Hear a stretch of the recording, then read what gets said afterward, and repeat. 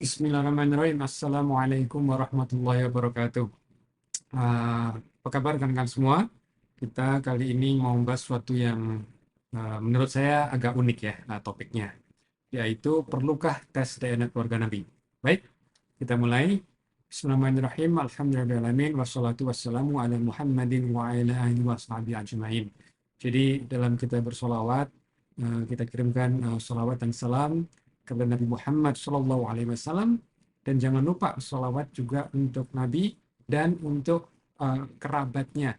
Nah, ya, jadi keluarga Nabi dan juga para sahabat-sahabatnya. Baik. Nah, shollu ala Nabi. Ini satu hal yang diangkat oleh Tempo ya, Tempo Hari mengenai obral gelar Habib. Nah, dari situ nampaknya saya mulai mencari tahu apa sih isunya gitu ya. Dan akhirnya dari media sosial muncul tuh perdebatan mengenai ini mereka yang mengklaim sebagai keluarga Nabi, terutama keturunan dari Nabi Muhammad SAW, ini namanya perlu dites DNA. Bahkan ini sejak tahun 2023, ya, sejak tahun lalu ternyata polemiknya. Nah, saya sih tujuannya tidak untuk memperuncing ya, tapi mudah-mudahan harapan saya itu bisa mendudukkan isunya, ya, terlepas dari apa namanya pendapat masing-masing. Tapi saya sebagai orang yang pernah belajar genetik, dan saya memang sangat tertarik, terutama genetik kanker, bagaimana variasi genetik bisa meningkatkan risiko munculnya kanker, dan bagaimana pengobatan kanker juga bisa dibantu kalau kita tahu variasi genetik yang dimiliki oleh pasien. Jadi ada beberapa hal yang kita bahas, yaitu mengenai kromosom Y. Jadi ini salah satu bagian dari kromosom kita yang menjadi pokok bahasan. Lalu pentingnya mengetahui metadata. Ya, tidak hanya data, tapi juga metadata. Nah, itu nanti akan saya singgung, apalagi terkait kalau kita bicara mengenai nasab. Ya, jadi ini keturunannya siapa ini, gitu kan? Ayah ibunya siapa, gitu kan? Kakek neneknya siapa, ya? Nasabnya itu apa yang disebut termasuk kategori metadata. Lalu yang berikutnya adalah apakah bisa divalidasi mengenai hubungan antara nasab dengan juga DNA-nya. Dan yang berikutnya adalah contested. Jadi hal-hal yang masih kontestasi, yang masih diperdebatkan atau masih belum, terutama para pakar ya, belum mendapatkan satu konklusi. Ya. Walaupun penelitian masih berlangsung, tetapi hal-hal yang menarik perhatian publik, tapi sebetulnya di kalangan para pakar juga belum ada semacam apa namanya suatu yang bisa disimpulkan secara pasti. Dan yang terakhir tentu inilah yang ditunggu-tunggu, bagaimana kesimpulan, apakah perlu tes DNA apa tidak, gitu ya. Memang ini agak panjang, tapi tujuan saya sih supaya rekan-rekan bisa lebih paham gitu masalahnya apa, dan silakan nanti bisa diputuskan sendiri. Walaupun saya pribadi memang punya opini, itu nanti akan saya sampaikan di belakang. Nah, tapi sebelum kita berlanjut, kalau kita bicara mengenai DNA, saya sendiri juga sangat tertarik, pemerhati, peneliti genetik, terutama kaitan dengan kesehatan. Nah, insya Allah nanti di bulan Mei, Universitas Yarsi, di mana saya sebagai dosen di sana, dosen biomedik, akan menyelenggarakan apa disebut dengan Medical Genetic Update from Genomic to Clinic. Ada dua event, yaitu workshop dan juga conference-nya atau simposiumnya.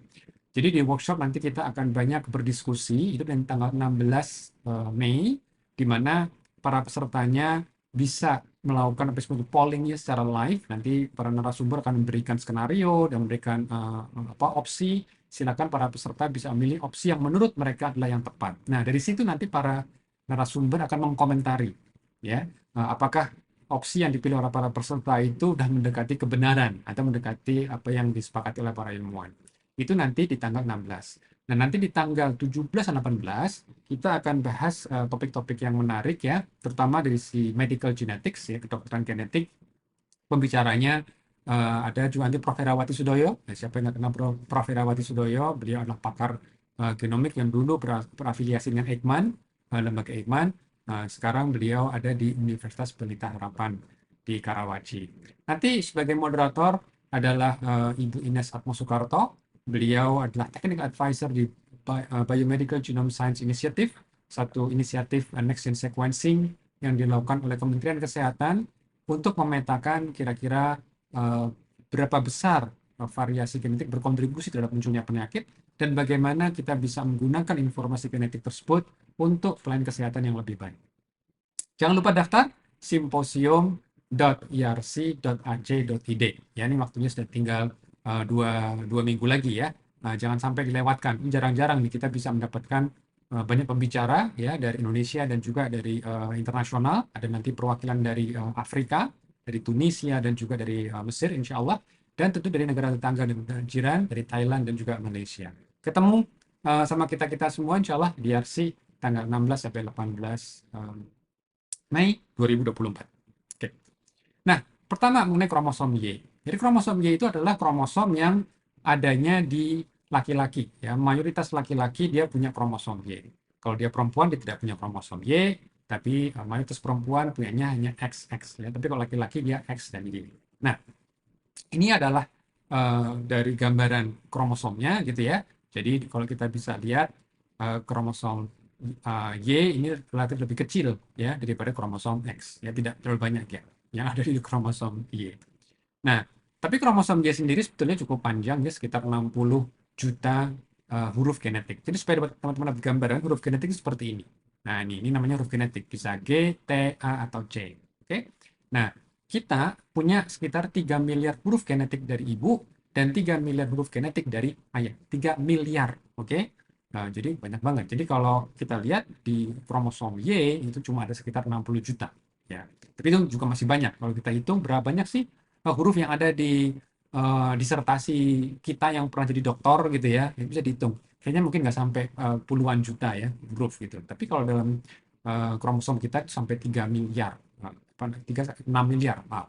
6 miliar huruf genetik. Nah, yang menariknya, susunan huruf tersebut itu unik antar orang. Ya, kecuali kalau kita kembar siam. Kembar siam monozigotik itu mungkin beda cerita. Tapi mayoritas orang kalau kita tidak kembar, kita akan ada perbedaan. Nah, perbedaan itu misalnya kita ada orang pertama, orang kedua, orang ketiga. Perbedaannya itu bisa pada hurufnya, pada posisi tertentu. Jadi pada posisi seperti ini, di lokasi yang ini, ada orang yang bacaannya latimin, ada yang adenin, atau juga tetap adenin. Jadi di sini ada variasi di sini. Ini namanya single nucleotide polymorphism. Nah, tapi ada juga perbedaan dari apa yang disebut dengan short tandem repeat atau STR ya. Jadi ada orang yang pertama di sini ada repeat ya. Jadi dalam huruf genetika itu ada yang berulang. Misalnya CTA. Nah, CTA ini berulang-ulang, CTA, CTA, CTA sampai 5 kali ya perubahannya. Nah, di samping itu kalau kita orang kedua, dia repeatnya bukan 5 tapi ada 6. Sementara kalau orang lain ada yang 7 gitu ya, ada 7. Jadi ini ada perbedaan. Jadi perbedaan itu bisa dari perubahan basanya, kita sebut dengan basa atau nukleotida ya. Nukleotida ini bisa perubahan dari T menjadi A gitu kan, atau dari jumlah pengulangannya. Itu yang buat antar orang itu unik gitu ya. Nah, kalau misalnya kita lihat di sini saya mau mengenalkan konsep mengenai haplotype gitu ya. Jadi kalau tadi kan saya sudah mengenalkan konsep SNP, Single Nucleotide Polymorphism, singkatannya adalah SNP. Jadi misalnya dalam satu katakan kalimat genetik gitu ya, pada posisi yang keempat di sini orang ada seorang dibacanya adalah A, tapi orang lain dibacanya adalah G gitu. Jadi di sini menunjukkan ada variasi. Oke. Nah, kalau misalnya kita bandingkan sekuen dari 1, 2, 3, 4, 5, 6 orang ini gitu ya, ada orang di kumpulan 6 orang ini pada posisi yang keempat, huruf keempat itu bisa A atau G. Sementara pada posisi huruf yang lain, dia bisa G atau T. Sementara pada posisi yang lain, dia bisa A atau T. Oke? Nah, ini adalah apa yang disebut posisi yang bisa bervariasi antar orang. Oke? Nah, kalau kita lihat, pada posisi ini itu ada, misalnya yang pertama gitu ya, pada posisi ini dia adalah A. Sementara pada posisi yang berikutnya, dia adalah G. Sementara pada posisi yang terakhir, dia adalah T. Di luar itu sama semua. Di posisi pertama semuanya G, pada posisi kedua semuanya A gitu ya. Tapi ada titik-titik tertentu sebenarnya itu berbeda. Nah, ketika sekuen ini pada orang yang sama A, G, T, maka ini semua blok ini disebut adalah haplotype. Gitu ya. Ini adalah haplotype. Jadi artinya ini adalah gambaran di mana pada posisi ini agak unik. Karena orang pertama dia akan bunyinya AGT ya, haplotype-nya. Sementara pada orang yang berikutnya dia bisa aja GTA. Sementara kalau yang lain dia bisa aja AGA. Jadi satu renteng ya, satu renteng itu menunjukkan keunikan masing-masing individu. Itu namanya haplotype. Oke. Nah, posisi dari haplotype ini juga nanti bisa kita lihat yang mungkin bisa berguna juga nantinya untuk apa yang disebut untuk cek paternity gitu ya, untuk melihat identifikasi korban kecelakaan atau korban kriminalitas gitu ya. Bagaimana itu bisa terjadi? Karena begini, kalau misalnya posisi dari AG dan GTAT ini lumayan dekat, ini sebagai ilustrasi gitu ya, ini kalau lumayan dekat, ini kita bilang mereka adalah linked. Jadi kalau kromosom ini dia akan diwariskan, maka anak-anak dari orang ini dia akan bacanya itu ini bisa A G A misalnya gitu ya. Oke, karena ini posisinya sangat berdekatan. Oke. Tapi seandainya nih kalau lokasi agak berjauhan ya, nah misalnya posisi AG ada di sini, sementara GT dan AT-nya agak jauh gitu ya. Nanti ada kemungkinan ketika kromosom ini berekombinasi, dia akan shuffling gitu ya. Oke, akan bisa pindah gitu. Jadi kalau misalnya nih kita lihat, maksudnya apa sih rekombinasi itu gitu ya? Rekombinasi itu maksudnya seperti ini. Jadi kalau misalnya tadi kita lihat ada dua posisi gitu ya, yang berjauhan, maka ini katakan di kromosom, kan kromosom kita itu berpasangan. Kromosom nomor satu berpasangan kromosom nomor satu. Jadi kromosom nomor satu dari ayah berpasangan kromosom nomor satu dari ibu, kromosom nomor dua dari ayah berpasangan kromosom dua dengan ibu gitu ya. Nah, kalau misalnya dia agak berjauhan, maka yang terjadi rekombinasi. Nah, rekombinasi inilah yang menjelaskan mengapa dari satu orang tua, satu pasang orang tua punya anak empat, dia ininya agak beda-beda gitu. Yang satu ngikuti ayahnya, satu ngikuti ibunya, satu mengambil gabungan dari ayah dan ibunya. Itu karena kromosomnya itu dia saling berekombinasi. Dengan catatan, kalau sifat atau genetik, marka genetiknya itu agak berjauhan. Makanya dia bisa berekombinasi seperti ini. Nah, kan makanya ada banyak pola kan. Misalnya nih dari ayah itu 1A dan 2A, dan dari ibu adalah 1B dan 2B. Makanya ada beberapa kombinasi. Bisa aja nanti dia 1A dan 2A ada di sini gitu ya. Atau bisa juga nanti dia ada campuran nih. Misalnya nih 1B dan 2A. Nah, arti kan 1B kan dari kromosom, katakan orang tua dari ibu, misalnya ibu yang sebelah sini gitu ya, ini yang dari ayah gitu ya. Itu nanti bisa aja nanti anaknya mewarisi dari ayahnya adalah 2A, dari ibunya memberikan 1B. Tapi dengan catatan ini kalau dia sangat jauh distance-nya, jaraknya gitu. Tapi kalau dia berdekatan kan sulit karena untuk bisa berkombinasi dia harus jauh sehingga si kromosom itu bisa akhirnya bisa belok gitu istilahnya gitu untuk berkombinasi. Tapi kalau terlalu dekat dia akan sulit. Oke, makanya ya disebut dengan linked. Oke, kalau dia sangat berdekatan. Nah, kalau kita bicara kromosom Y, maka dia tidak ada temannya. Dia tidak akan berkombinasi dengan kromosom X. Kenapa? Karena ini beda banget susunan hurufnya. Jadi dia tidak mungkin berkombinasi. Artinya kalau ada susunan tadi, huruf tadi itu dia akan selamanya sama gitu ya. Jadi dia tidak akan tidak jarang sekali bisa berkombinasi, tidak akan berubah. Jadi marker-marker genetik itu bisa preserve. Dan ini sangat membantu kalau nanti untuk tracking pewarisan paternal. Jadi kalau misalnya kita tahu ketika seorang ayah memiliki anak dan dia anaknya laki-laki, maka bisa dibilang anak laki-lakinya itu akan mendapatkan kromosom Y-nya itu kurang lebih sama, bisa dibilang identik dengan ayahnya, gitu kan. Kecuali kalau misalnya dia sang anak itu punya anak lagi, punya keturunan jadi panjang ke bawah gitu ya, punya cucu, cucu-cucu cicit, canggah segala macam gitu kan. Nah, ada kemungkinan itu nanti di kromosom Y-nya itu mengalami mutasi. Oke, jadi ini kita bicara puluhan ribu tahun yang lalu gitu ya, misalnya gitu kan. Jadi kalau misalnya kita pikirkan awalnya ini ancestor moyang-moyang kita dulu gitu kan, kromosom Y-nya itu seperti ini misalnya belum ada mutasi, tapi akhirnya dalam perjalanan waktu sebagian ada yang mulai mutasi. Nah, kalau misalnya dia punya beberapa anak laki-laki, ada anak laki-laki yang belum mengalami mutasi, tapi ada yang mengalami mutasi. Kalau seperti ini dia mulai terpisah nih. Nah, jadi walaupun dari ayah yang sama, gitu kan, dari moyang yang sama, tapi dia mulai agak berpisah, gitu kan. Nah, jadi demikian juga di sini. Kalau misalnya dalam perjalanan waktu, ini kan tadinya nggak ada mutasi nih, tapi dia akan mulai ada mutasi, makanya dia akan muncul lagi di sini. Nah, berarti semakin banyak itu mutasi terjadi, berarti kan semakin jauh dari yang belum termutasi. Maka di sini konsensus ahli genetik itu mengkategorikan apa disebut dengan haplotype atau haplogroup lah. Itu untuk saat ini kita sebut aja haplogroup gitu ya, karena dia diwariskan secara bersama-sama, marka genetik ini diwariskan secara bersama-sama. Jadi ada yang disebut dengan A, ada yang disebut dengan C, ada D, ada yang B, itu kan ini berdasarkan konsensus mereka. Dan ini nanti berujung terus sampai nanti T, gitu ya. Jadi A ujungnya sampai T. Nah, kalau kita lihat bagaimana itu apa namanya sebarannya. Nah, menurut dari teori evolusi, manusia awalnya itu dari Afrika. Jadi ini saat ini yang secara konsensus dikatakan bahwa manusia pertama itu munculnya dari Afrika, gitu ya, Homo sapien, gitu ya. Oke. Nah, minimal dari data yang ada sekarang. Nah, jadi kalau kita lihat, kalau dilihat di Afrika itu banyak sekali apa yang disebut dengan haplogroup ya dari kromosom Y itu yang A, B, sama E. Kalau kita lihat ini ada sebarannya ya, 60% itu bahkan di Afrika, daerah Afrika bagian selatan gitu ya. Lalu juga di bagian Afrika bagian tengah itu banyak itu haplogroup A, jadi kromosom Y.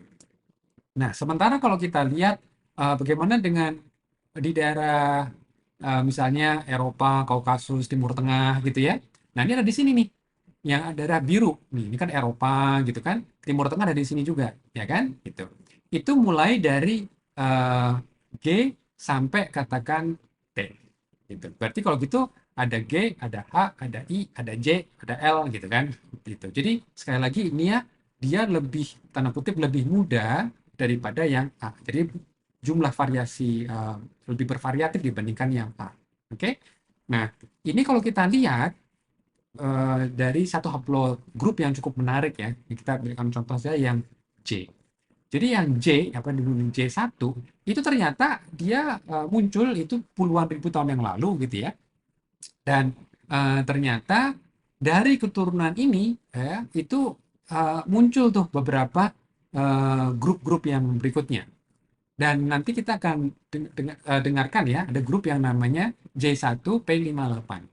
Oke, ini yang cukup menarik. Dan dari sini itu juga nanti akan muncul beberapa kabilah-kabilah atau apa namanya muncul beberapa grup genetik yang lain dan itu berasosiasi dengan misalnya kelompok Yahudi dan kelompok Arab. Jadi kalau misalnya kita anggap secara sederhana, kelompok Arab dan kelompok Yahudi itu memiliki bahkan awalnya itu adalah yang kelompok haplogroup J, gitu ya. Itu yang apa namanya dari data yang ini ya seperti ini. Oke. Bagaimana Indonesia? Kalau kita pengen tahu Indonesia kan, ya kita orang Indonesia. Indonesia itu yang relatif lebih bervariasi lagi, makin banyak variasinya, itu kita di kelompok O, gitu ya, di kelompok O.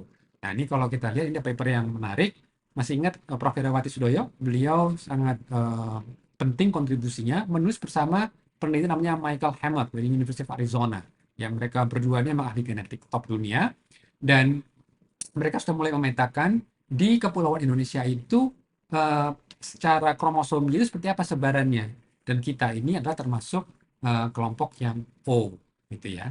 Nah, bahkan O-nya itu sekarang terpisah nih antara Indonesia Barat dan Indonesia Timur, gitu ya. Nah, mungkin nanti kita kalau misalnya bisa dapat tiketnya ya untuk ke simposium nanti di tanggal 17-18, kita nanti bisa mendengarkan bersama-sama ya bagaimana keragaman genetik di Kepulauan Nusantara ini. Ini kan very exciting ya. Kalau menurut saya kita bisa dengarkan langsung dari pakarnya. Nah, ini adalah gambaran kromosom Y di Nusantara, di mana kita kebanyakan adalah O gitu ya, bukan J, apalagi A gitu ya.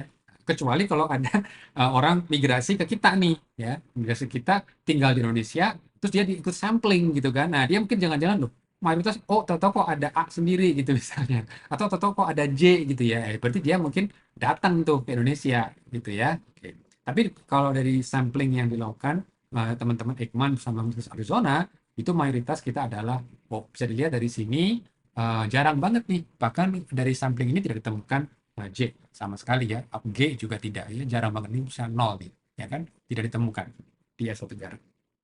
Oke, nah kalau kita sudah pahami mengenai kromosom Y, apa itu kromosom Y, bagaimana sebarannya gitu ya di berbagai manusia, sekarang saya mau menjelaskan mengenai metadata.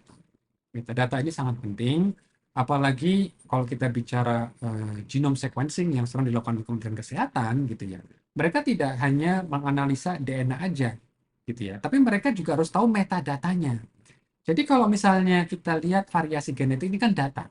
Ini kan bisa dihasilkan dari mesin next gen sequencing, ya NGS. Itu kita bisa baca. 3 miliar huruf, total berarti 6 miliar, 3 miliar kali 2. Sebagai ayah, sebagai ibu. Berarti kan ada 6 miliar huruf. Oke? Nah, tapi ini sendiri akan tidak bermakna banyak sebetulnya. Ya, kalau kita tidak punya metadatanya. Metadata itu apa sih? Jadi ada data lain yang berasosiasi dengan data genetik. Gitu. Ya, dalam hal ini karena genetik adalah concern utama kita, maka kita perlu data lain yang berasosiasi dengan ini. Jadi sekuen ini, misalnya sekuen ini nih, A, G, T, C, A, T, G, A, dan ini sampai panjangnya itu sampai 6 miliar gitu ya, 6 miliar. Ini itu seperti apa sih wujud organismenya gitu ya. Oh, ternyata wujudnya seperti ini nih. Oke. Okay. Yang namanya sekarang disebut Ahmad Utomo gitu kan. Nah, Ahmad Utomo ini kira-kira apa jenis kelaminnya? Jenis kelaminnya adalah laki-laki. Lalu rasnya apa dan etniknya apa? Ini menarik. Kita akan sedikit membedakan ya antara ras dan etnik. Kalau ras itu biasanya dari sisi penampakan biologisnya.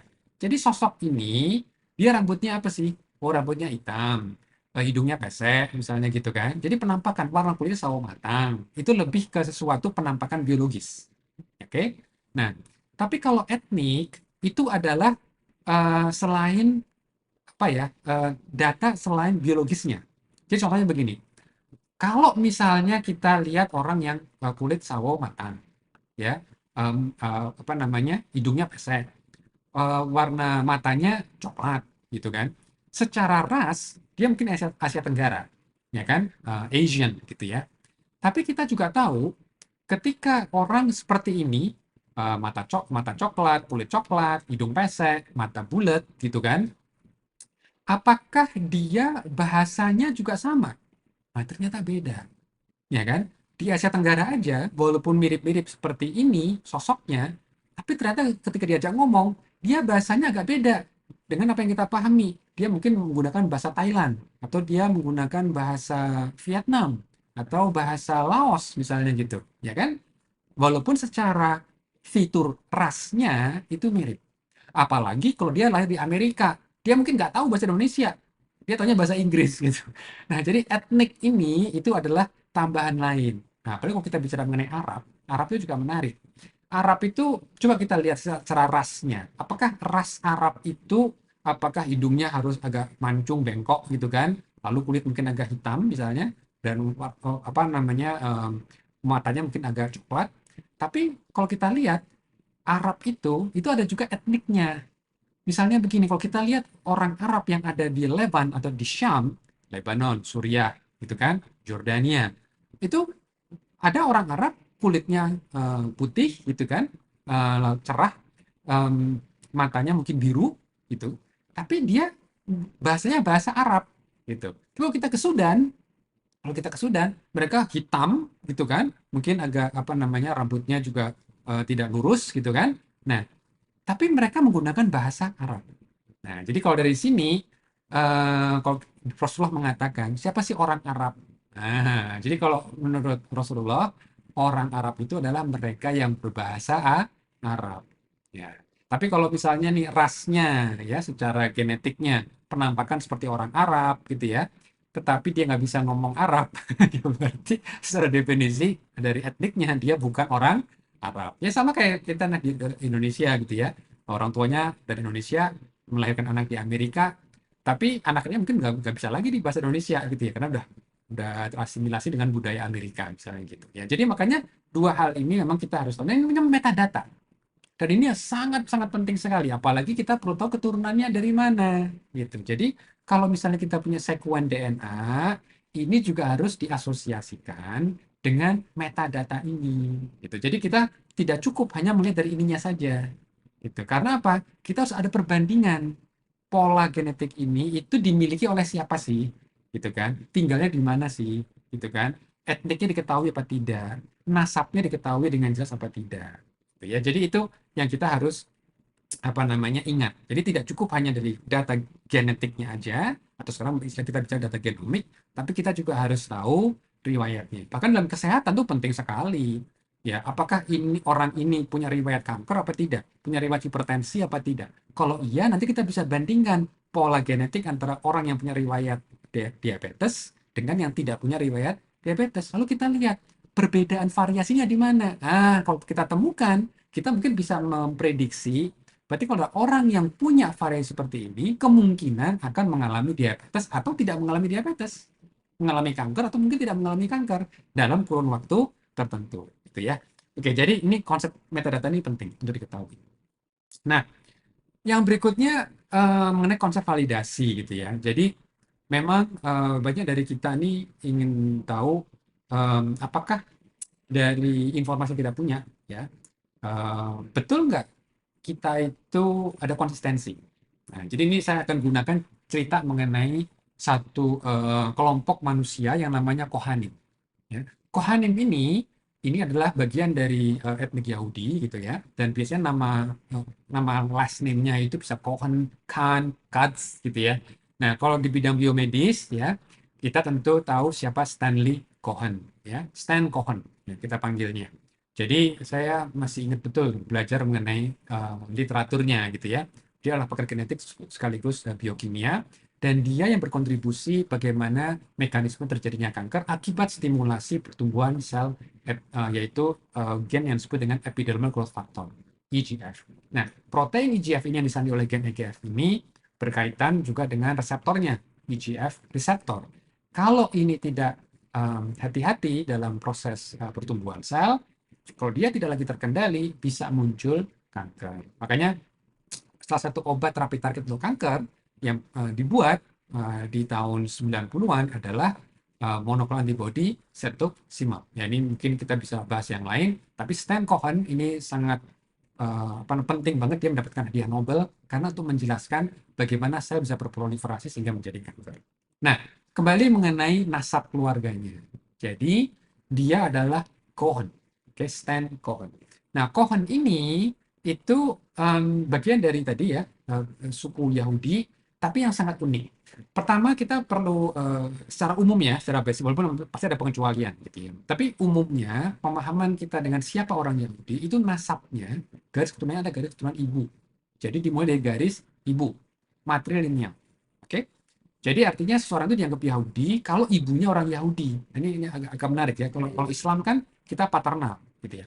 Tapi khusus mengenai rabbi, jadi pendeta Yahudi itu sebetulnya harus dua itu malah.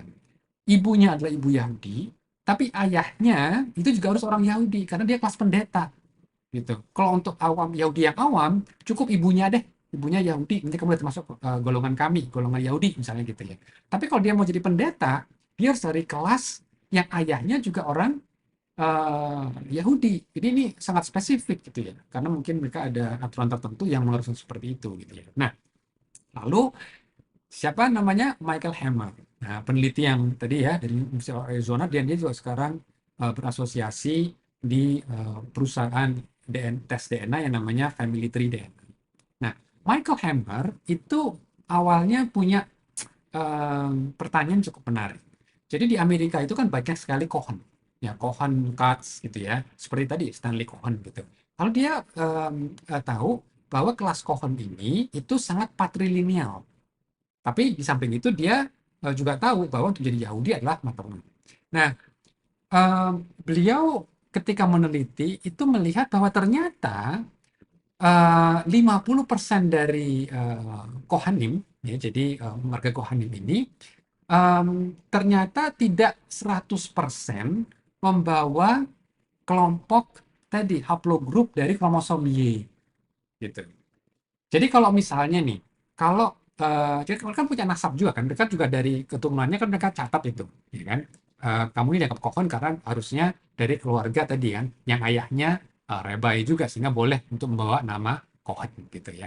Nah, ternyata kalau dilihat itu tidak 100% membawa haplogrup yang sama gitu, hanya sekitar 50%. Jadi tapi itu udah cukup besar ya, cukup banyak. Makanya mereka punya panel namanya Cohen Model Haplotype gitu ya, untuk memprediksi kira-kira kamu termasuk yang Cohen apa tidak. Tapi itu hanya 50% sebetulnya. Dan mereka juga lihat bagi orang-orang yang mengklaim dirinya bagian dari Cohen, kan mereka lahir kasih nama dari akte kelahiran kan sebagai Cohen gitu ya. Tapi ternyata ada sebagian juga yang mereka tidak punya haplogrup Y yang umumnya gitu ya. Jadi bahkan mereka tidak punya misalnya dalam hal ini dari kelompok J gitu. Nah, itu menjadi hal yang unik juga. Kalau seperti itu masih dengan Kohon apa tidak gitu ya, kalau mereka tidak punya haplogroup itu gitu ya. Nah, ini yang jadi unik. Jadi ini kita akan lihat datanya ya. Jadi mereka publikasi paper gitu kan. Ini adalah gambaran cara bacanya ya. Ini ada dua panel data. Ini adalah semua orang Yahudi dan ini adalah yang Kohanim. Oke, mereka bagi dua lagi, ada yang Askenazi dan juga yang non Askenazi ya, berdasarkan dari ungu sama ungu tua. Oke, nah Askenazi itu adalah Yahudi dari Eropa. Sekarang kita lihat kita fokus yang Kohanim ini. Kalau kita lihat dari yang Kohanim ini, ya, ternyata memang mayoritas dia membawa JP58. Jadi di haplotype haplogrupnya J, jadi kromosom Y, dan dari subnya namanya P58. Dan ini memang kalau kita lihat dari kelompok yang Yahudi yang Kohanim gitu ya, ini memang mayoritas di sini. Tapi angkanya sekitar 50% gitu. Tidak mencapai 100%. Bahkan ada juga yang dari haplogrup G gitu kan, haplogrup G. Jadi di sini GP15 ya, G4. Jadi ada tidak harus strictly yang dari kelompok J. Gitu. Nah, ini akhirnya menjadi menarik karena kan nasabnya itu harusnya itu kan dari yang paternal kan. Kan saya tadi cerita, kalau kromosom Y-nya itu memang konsisten, harusnya nanti sama semua gitu kan, bisa mendekati sangat tinggi. Tapi pertanyaannya ini nggak sampai 50% dan mereka masih dipanggil Kohon gitu. Jadi artinya ini juga kalau kita lihat perdebatan di kalangan apa namanya Israeli gitu ya, di kalangan orang Yahudi itu jadi menjadi heboh juga. Apakah tes DNA ini bisa memutuskan orang ini boleh migrasi ke Israel apa tidak? Jadi Israel itu punya policy, kalau Anda Yahudi silahkan migrasi ke Israel. Nah, kemarin itu kalau nggak salah 2 tahun yang lalu, hakim memutuskan boleh dipakai. Dan itu jadi kontroversi yang lumayan hebat di kalangan mereka, gitu ya. Karena apa? Karena mereka merasa nasab mereka sangat kuat, gitu ya. Mereka tidak perlu tes DNA. Nah, tapi artinya apa? Dari data seperti ini memang menjadi unik, ya. Bagaimana kita bisa merekonsiliasi ya antara nasab dan juga dari sisi genetiknya. Nah, kalau misalnya kita lihat ada satu pandangan ya, kan kita pengen tahu nih, ya seperti tadi ya, seperti keluarga Cohen tadi, itu beneran Cohen apa tidak gitu ya? Karena kan secara prinsip kita juga orang tua saya nggak perlu tes DNA mereka kan untuk buktikan apakah dia orang tua saya apa tidak gitu. Banyak kan dari kita itu kita tidak memikirkan sejauh itu kan dari kesaksian bahwa orang-orang sudah tahu bahwa laki-laki ini dan wanita ini adalah orang tua saya gitu kan.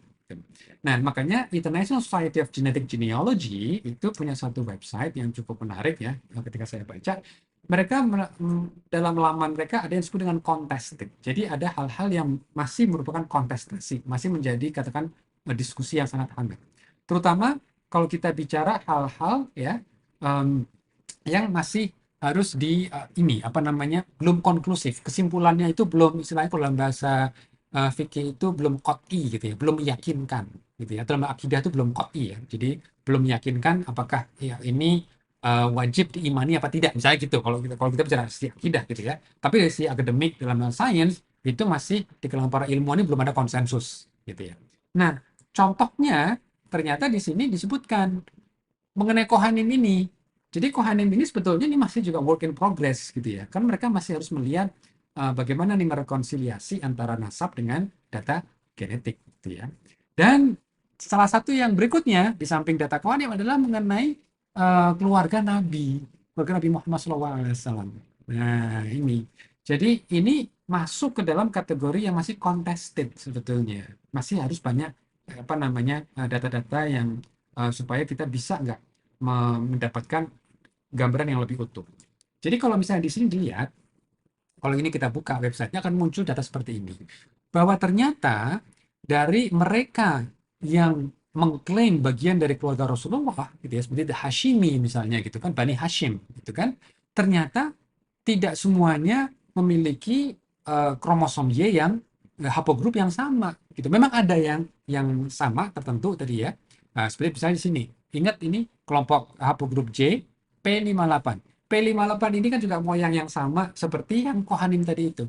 Jadi memang kalau kita lihat agama Islam itu bukan agama ras gitu ya. Jadi mereka yang jadi Muslim gitu ya, itu secara genetiknya itu sebetulnya memang sama. Mereka harus disebut dengan Semitic, Semite gitu ya. Jadi Yahudi sama Arab itu sebetulnya itu mereka sama-sama Semite. Tapi sekarang dibelokin kan, kalau kamu anti Yahudi berarti anti Semite gitu. Berarti sebetulnya kalau Semite itu Arab itu termasuk Semitik juga sebetulnya gitu ya. Nah, jadi kalau kita lihat dari sini itu keluarga dari Nabi Muhammad SAW itu memang masih di haplogrup J gitu ya. Tapi juga ingat bagian dari P158 juga gitu. Oke. Nah, tapi ingat yang gambaran yang Kohanim tadi itu, ternyata dari Kohanim itu tidak semuanya J, bahkan hanya 50%. Makanya di sini kan masih contested gitu kan. Apakah ada yang missing? Dia dalam sains itu hal yang biasa itu. Jadi ketika kita ada dua fakta data, ya, satunya metadata dan satunya adalah data genetik. Data genetik ini harus kita berusaha mentarjihnya kembali gitu. Karena apa? Ternyata dari keluarga yang sudah terkenal ya, bagian dari keluarga keturunan Rasulullah SAW ternyata tidak seragam gitu. Masih ada yang berbeda. Makanya kalau di sini dilihat masih ingat gambaran haplotype ini bahwa ternyata kalau kita bicara Rasulullah itu ada di sini gitu ya, kelompok dari Arabia gitu kan. Dan ini menjadi satu hal yang menarik karena apa? Karena tidak semuanya memiliki haplogrup yang sama gitu ya. Lalu apakah berarti nanti dibatalkan semuanya gitu ya? Nah, itu makanya kita perlu data-data untuk melihat apakah kita ada yang missing gitu ya. Nah, jadi kalau kita lihat bagaimana mengenai keluarga Nabi, ini adalah Nabi. Nabi sendiri tidak punya anak laki-laki, jadi kita tidak bisa menisbatkan langsung pada Nabi. Tapi Nabi itu punya anak namanya Fatimah dan menikah dengan sepupunya yaitu Ali radhiyallahu an dan punya dua anak laki-laki, Hasan dan Husain. Dan banyak keturunan itu bisa dari keluarga dari Hasan, keluarga Hasan itu dari keluarga Husain. Dan ini kromosom Y-nya itu berarti akan sama ya mengacu kepada kakek dari Nabi Muhammad SAW dan juga dari Ali radhiyallahu anhu. Oke. Nah, waktu saya polling di Instagram saya pengen tahu follower saya itu berapa banyak yang mengatakan perlu tes DNA dan berapa banyak yang mengatakan tidak perlu tes DNA. Ternyata mayoritas pengennya tes DNA gitu ya. Nah, sementara yang no comment juga lumayan banyak ya. Jadi kayaknya kalau kita ini terbagi dua sebetulnya antara yang tidak perlu sampai mengatakan no comment ya, tidak apa namanya, tidak memberikan komentar lah, terserah lah mau dites apa enggak. Saya sih nggak bisa komentar, mungkin maksudnya seperti itu gitu ya. Jadi kayaknya apa namanya berimbang. Nah, total respondennya berapa? Ada sekitar 160-an ya. Memang nggak sampai mencapai 200 dan ini sifatnya cross seksional gitu ya. Nah, jadi saya tidak bisa menentukan analisa lebih jauh. Tapi ini data seperti ini minimal dari mereka yang follow Instagram saya di Ahmad Rusdan. Oke. Nah, eh, ketika melihat data ini, mungkin saya akan mengajukan dulu mungkin dua hal, yaitu mengenai fakta tes DNA dan juga kita perlu tahu keterbatasan dari tes DNA itu sendiri. Jadi kalau misalnya kita di zaman modern ya tahun 2024 ini, namanya sequencing DNA itu sudah sangat maju. Kita punya teknologi namanya next gen sequencing. Ya, bahkan Kementerian Kesehatan sudah mulai melakukan itu sejak tahun lalu gitu ya, untuk mulai memetakan profil warga kita. Ya, targetnya adalah 10.000 genom. Nah, tapi ketika Kementerian Kesehatan itu mulai melakukan tes NGS, dia juga perlu metadata untuk interpretasi. Ya, nah, tentu dalam hal sekuennya sendiri itu sudah sangat akurat. Jadi kalau misalnya di sekuen genom saya yang jumlahnya 6 miliar gitu kan, itu dengan tes apapun yang tes mesin apapun, NGS kan ada beberapa platform gitu ya. Itu nanti hasilnya sama, identik. Artinya sudah established. Tes ini tuh kalau untuk membaca hurufnya itu udah nggak boleh dilakukan lagi. Oke? Yang menjadi pertanyaan bukan dari si keakuratan bacaannya, tetapi bagaimana nanti interpretasinya dan bagaimana kita menggunakan informasi secara tepat. Makanya perlu metadata ini, gitu kan? Makanya di sini nanti ada konsep kalau kita lihat dari studi apa tes DNA ini itu relatif lebih mudah, ini relatif ya, relatif lebih mudah menafikan daripada menetapkan, gitu ya. Jadi ini sekali lagi nanti akan saya berikan contohnya apa yang saya maksud dengan lebih mudah menafikan daripada menetapkan. Nah, keterbatasan dari tes DNA ini memang saya akan highlight beberapa saja, yaitu kalau kita nanti gunanya untuk melihat penetapan nasab ya, garis keturunan individu yang mungkin mendekati 1.000 tahun yang lalu, ini bisa menjadi tantangan. Ya. Dan sampai sekarang saya belum menemukan contoh yang bagus bahwa ada satu individu yang kita bisa tetapkan eh, anak keturunannya itu betul nggak merujuk ke individu tersebut yang hidupnya 1.000 tahun yang lalu. Saya belum menemukan itu. Tapi kalau misalnya sudah ada, tolong di-share di komen. Ya, oke. Yang berikutnya, keterbatasan tes DNA ini, dia perlu DNA yang berkualitas. Gitu ya, perlu DNA yang berkualitas. Artinya apa? Kalau misalnya kita berasumsi, oke, kalau misalnya kita gunakan seperti tadi ya, keturunan Nabi apa tidak gitu ya. Ya, ada yang mengatakan apakah kita perlu nih mengangkat kembali ya jasad dari misalnya dari keluarga Hasan atau keluarga Hussein. Jadi kuburan dari cucu Rasulullah ya, Hasan atau Hussein, kan itu kan diketahui di mana kuburannya gitu kan. Kalau itu diambil sedikit, itu bagaimana? Masalahnya, kalau nanti DNA-nya tidak berkualitas, sudah fragmented misalnya, itu nanti kita kembali ke masalah yang sama lagi. Kita nggak bisa membuatkan kesimpulan juga gitu ya. Jadi nanti teman-teman juga jangan terlalu simplistik ya. Udah kok gali aja kuburannya gitu ya. Itu juga pasti menjadi isu yang heboh lagi itu nanti. Tapi itu juga belum tentu menjadi solusi. Nah, di samping itu tentu perlu juga metadata. Ya, bagaimana catatan nasabnya, bagaimana catatan pedigree-nya, pohon keturunannya, gitu ya. Jadi kalau istilahnya, kalau zaman modern itu adalah namanya by name by address, gitu ya. Jadi harus betul-betul, misalnya si Fulan itu betul Fulan yang ini, yang tinggalnya di ini pada tanggal ini, gitu. Jangan sampai ketukar sama orang yang namanya sama-sama Fulan, gitu kan. Karena kalau ternyata namanya sama-sama Fulan tapi orang yang berbeda, ya berarti nanti kromosomnya bisa beda banget, gitu ya. Itu jangan sampai ketukar seperti itu. Nah, dalam hal kecelakaan ini juga menjadi satu hal yang penting gitu ya. Misalnya nih ada jasad yang terbakar dalam satu moda transportasi gitu ya. Kita bisa aja sih ambil DNA-nya. Nah, tapi kira-kira bermakna nggak? Nggak bermakna apa-apa. Karena ini cuma huruf DNA.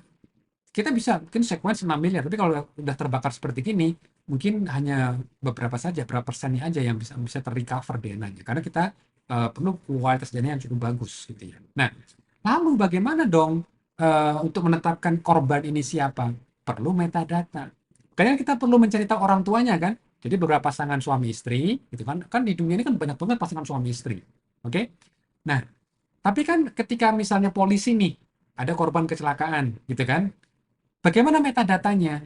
Dia pertama cari tahu manifest dari penumpang di transportasi ini. Siapa saja penumpangnya. Lalu mereka punya daftar nama kan? Nah, di daftar nama itu kan bisa dicek ke Dukcapil, kira-kira nama ini itu berasosiasi dengan orangnya siapa, orang tuanya. Ayahnya siapa, ibunya siapa. Ini namanya metadata. Karena kita punya 200 juta penduduk Indonesia, ada satu korban kecelakaan, kita mau milih pasangan yang mana, gitu ya kan? Makanya perlu metadata atau nasabnya tadi itu. Nah, begitu kita tahu, oh si korban ini yang kita mungkin nggak tahu namanya, karena kita mau konfirmasi gitu kan, ya kita pilih orang yang sesuai dengan kakak, metadata tadi itu. Nah, lalu kita bandingkan, cocok apa tidak, gitu. Kalau ternyata cocok, berarti iya. Kalau misalnya enggak, ya berarti jadi masalah yang lain. Bener enggak, apa namanya, manifestnya misalnya gitu. Jadi dari daftar nama itu betul nggak si Fulan itu ada di situ. Gitu. Jangan-jangan memang dia bukan di situ, ini beda Fulan, misalnya gitu ya. Jadi makanya metadata itu sangat penting sekali. Seberapa akurat metadatanya, sehingga ini bisa diasosiasikan dengan DNA-nya. Gitu, Pak. Dan juga dari si kriminalitas. Kriminalitas itu misalnya ada tersangka, gitu ya, ada tersangka. Dari korban ditemukan bercak darahnya. Dan di sini diduga kuat karena korbannya melawan, darah dari sang pelaku juga tercampur di situ. Nah, kita bisa sekuen ya DNA-nya. Lalu kita bisa lihat ada 2 macam DNA misalnya, gitu kan. Pertanyaannya tersangkanya cocok nggak? Kan kita kejar nih. Nah, mungkin ada beberapa tersangka gitu kan. Nah, ketika misalnya ada tersangka seperti ini, di mana pola genetiknya berbeda banget dengan sama yang ini akan relatif lebih mudah menafikan. Karena apa? Minimal dia tidak ada di situ. Tapi tentu bisa saja masih berhubungan. Karena apa? Karena dia yang merencanakan misalnya gitu. Ya kan? Karena kan pembunuhan perencana itu kan ada eksekutor, ada yang perencana. Walaupun dia tidak ada di crime scene, tapi dia mungkin bisa apa namanya terkena juga hukumannya kalau dia terbukti dia yang merencanakan. Nah, ketika misalnya ditemukan dari tersangka yang lain ini match gitu kan dengan ada yang di darah korban, ya berarti dia menjadi sangat kuat. Tapi apakah hakim langsung menetapkan dia sebagai ini pembunuhnya? Ya, belum tentu. Nanti dicek lagi dari variasi genetik ini apakah match 100% apa tidak. Nanti ada statistical probability juga itu. Jadi variasi genetik ini di-share juga oleh berapa orang di wilayah tersebut. Gitu. Misalnya nih, statistik mengatakan 99,9%. Jadi tidak seperti itu. Karena yang di sequence tidak full 6 miliar huruf. Dia hanya beberapa tempat aja. Karena kan DNA juga mungkin udah rusak. Ya kan, di frame udah rusak. Jadi nanti ada statistical probability. Sekitar berapa? Misalnya 99,9%. Bagi kita mungkin kesannya banyak. Tapi sebetulnya kalau 99,9% itu kan masih ada sekitar 0,1% atau masih 1/1000. Kalau di wilayah itu penduduknya ada 20 juta, kalau kita bicara 1/1000, ya itu berarti masih banyak orang, ya masih ada 1000-an lebih yang memiliki pola yang sama seperti itu. Jadi agak susah juga untuk menetapkannya. Nah, makanya di sini artinya semakin banyak marker yang diperiksa, semakin tinggi probabilitasnya. Tapi belum bisa mencapai 100% karena tidak 100% sekuen itu dites gitu. Karena DNA-nya sangat terbatas gitu ya. Maka di sini metadata ini juga diperlukan.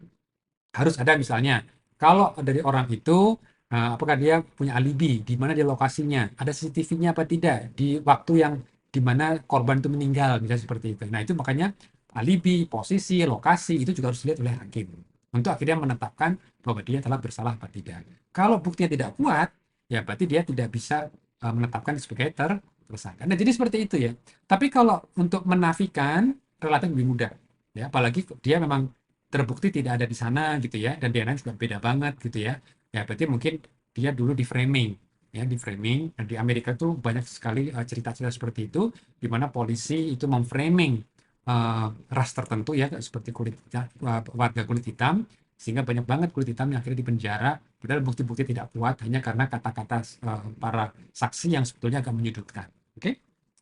Nah, kalau kita bicara konteks keluarga Nabi, kira-kira perlu tes DNA apa tidak? Gitu ya.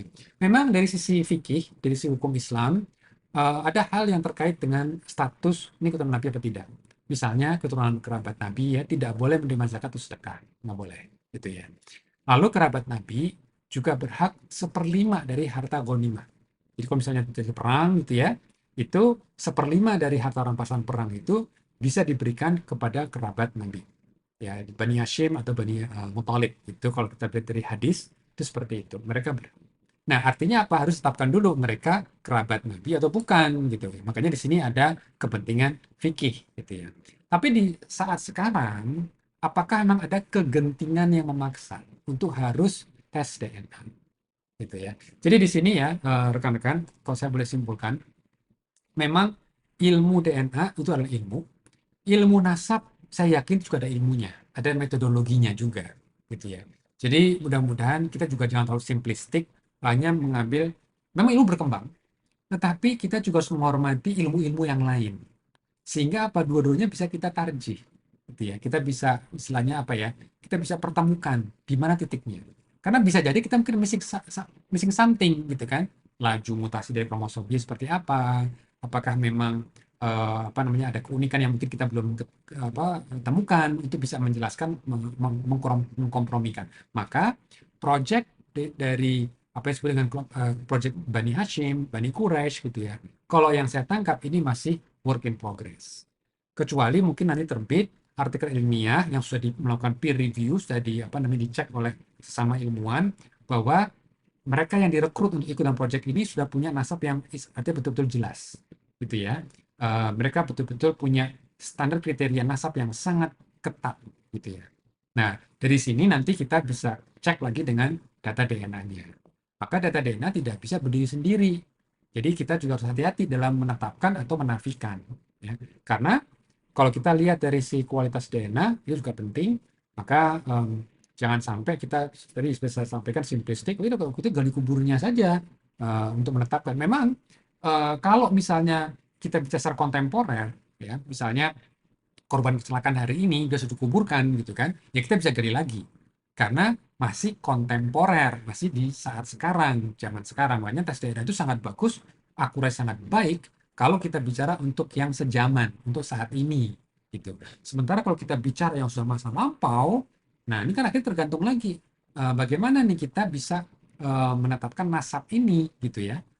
Karena kan mungkin metodenya dulu belum ada komputer, belum ada biometrik gitu kan, mungkin lebih sulit gitu kan. Sementara kita juga nggak bisa mengakses words dan yang sangat bagus dari jenazah, apalagi yang sudah meninggal ratusan atau bahkan ribuan tahun yang lalu. Untuk estimasi iya, tapi kalau harus menetapkan sampai ke sosok tertentu, nah itu menjadi sangat sensitif. Maka kalau saya kata Pak Ahmad, apakah perlu tes DNA? Jawaban singkat saya belum perlu gitu ya. Nah, ini masih work in progress. Jadi rekan-rekan sekalian, mudah-mudahan apa yang saya paparkan ini bisa minimal rekan-rekan mungkin tidak bisa mengubah opini masing-masing, tapi kita bisa tahu duduk permasalahannya seperti apa, keterbatasannya, dan semoga kita masih termasuk orang-orang yang tetap mau untuk belajar gitu ya, tidak perlu saling merendahkan, karena ya jangan sampai ya kita termasuk orang yang merendahkan orang lain, karena itu salah satu sikap dari kesombongan yang naudzubillah. Jangan sampai kita memiliki sikap tersebut. Insya Allah kita ketemu lagi di topik yang berbeda. Assalamualaikum warahmatullahi wabarakatuh.